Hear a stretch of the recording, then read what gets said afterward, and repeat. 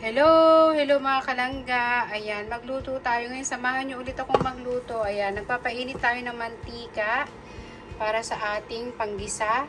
Magluluto tayo ngayon ng pakbet na gulay. So, ayan, tingnan yung mga langging.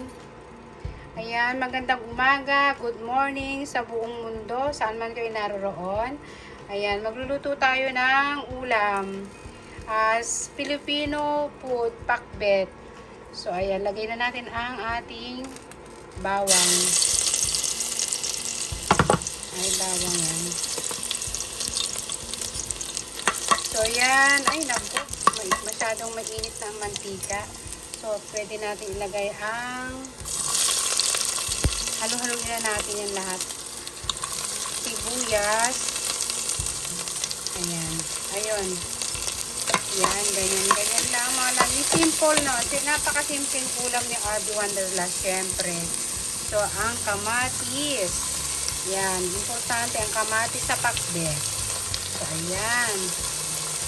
Sobrang importante ng kamatis. Yan, napaka-simple ulam ni RB Wanderlust. So, ganyan lang.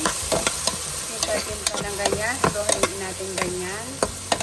So, lakasan natin ng kaunti ang apoy. At ang ating sahog ay shrimp. Ayan. Lagyan natin ang ating shrimp.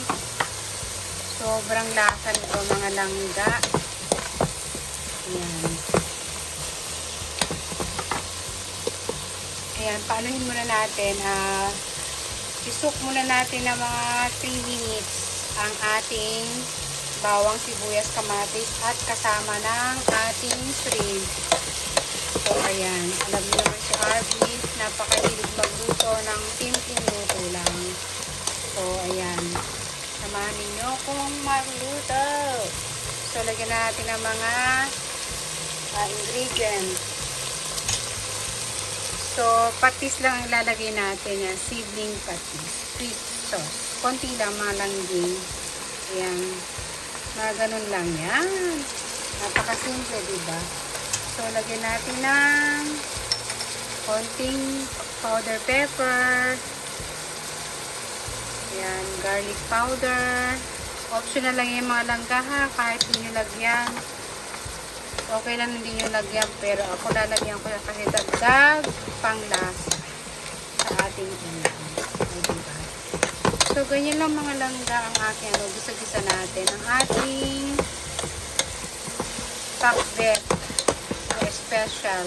Hindi naman special. Simple lang. So, ayan, hayaan nating maluto muna ang mga ingredients na ilagay natin. So, napaka-easy lang, di ba, mga langga? Napakadali lang magluto. So, ayan, ganyan lang. So, ilagay na natin ang ayan, kalabasa. Napaka-the best ng kalabasa. Pampalinaw ng mata. Lagyan natin ng konting tubig. Siyempre. Konting tubig. Ayan. Lutuin muna natin ang kalabasa mga langga. Ayan na mga langga. Luto na siya mga langga. Ilagay na natin ang mushroom.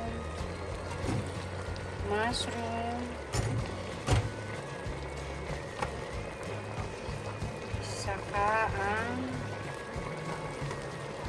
talong. Yan, halo-haloin na natin. Just napakadami na naman mga langga. Ang dami ko na namang ulam. Yan.